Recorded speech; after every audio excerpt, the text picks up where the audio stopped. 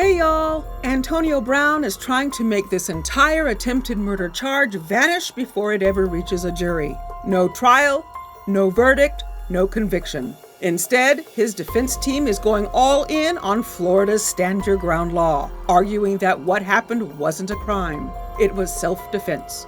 But before that massive immunity hearing can even be scheduled, the courtroom is already heating up. Because now we've got missing DNA evidence, a holster left at the scene, confusion between the defense and the prosecutors over whether key test results even exist, and a judge stepping in saying, "Enough, get your discovery together first." So today we're breaking down what Antonio Brown is charged with, what his Stand Your Ground motion actually means, why DNA evidence is suddenly front and center, and how this case could either head toward trial or get thrown out completely. A big shout out to Court TV, NBC Miami, ESPN, Yahoo Sports, and local Miami court coverage for updates on this case.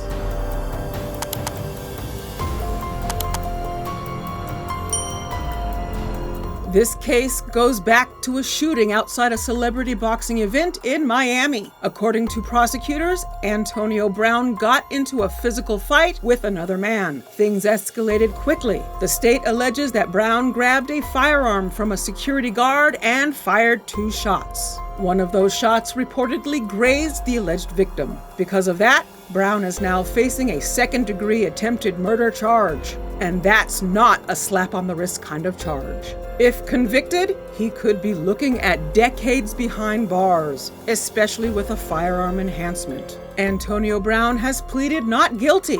After being extradited back to Florida from Dubai late last year, he was released on bond. He's currently on in-house arrest with GPS monitoring. So while this case plays out, his freedom is already restricted. But his legal team isn't focused on preparing for trial just yet. They're focused on stopping the trial from ever happening.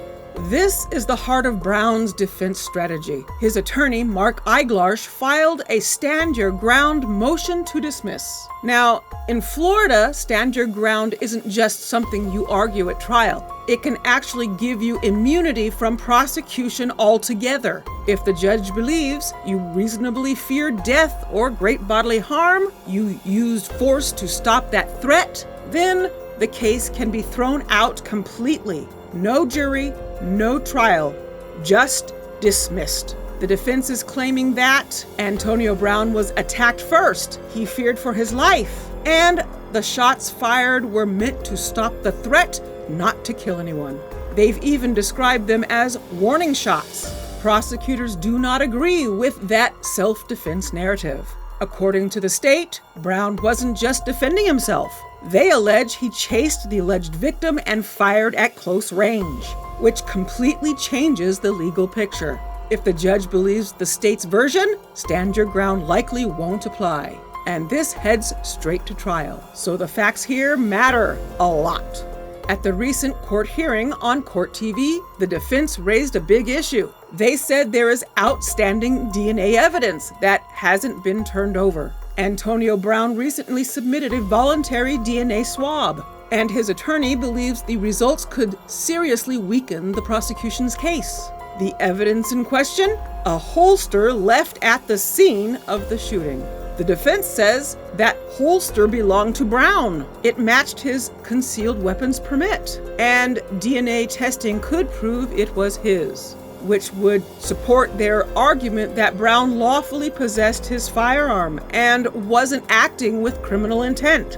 But when the defense asked about the results, the state responded saying they believed those DNA results had already been provided. So now we've got a full-on courtroom who has the evidence moment. The judge wasn't impressed by the back and forth. She ordered the prosecution to respond within 5 days.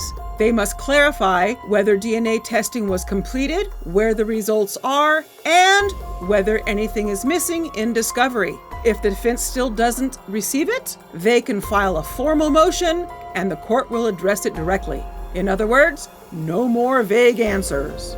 Originally, this court date was supposed to be about scheduling the Stand Your Ground hearing, but Brown's attorney said he's not ready yet. He wants depositions of witnesses, all discovery completed, and DNA evidence reviewed before stepping into that massive immunity hearing. The judge agreed, so instead of setting the stand your ground hearing, the court scheduled another status hearing for February 25th at 9 a.m. At that hearing, both sides are expected to come prepared with deposition schedules and updates on evidence. Once the stand your ground motion is finally heard, the judge has two major options. Option 1, deny the motion and let the case proceed to trial. Option 2, grant immunity and dismiss the case entirely. No jury, no trial, game over. That's why both sides are fighting so hard over the evidence right now, because every fact matters.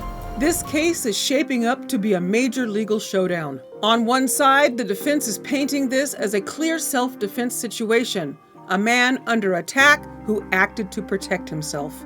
On the other side, prosecutors are saying this wasn't defense at all, but an aggressive act that crossed the line into attempted murder. Now we've got DNA evidence tied to a holster that could either support the defense narrative or end up being irrelevant altogether. But before any of that can be decided, both sides have to get their discovery straight.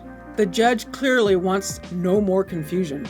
And February 25th is likely going to be a big checkpoint in this case. That's when we should learn whether the DNA evidence issue is resolved, how fast depositions are moving, and how close we are to that stand your ground immunity hearing. Because once that hearing happens, Antonio Brown's future could change in a single ruling.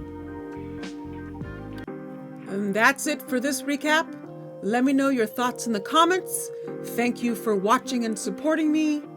Be sure to hit the like button, subscribe, and click the bell so you don't miss any of my recaps. And remember, stay safe, stay curious, and I'll see you in the next one. Bye, y'all.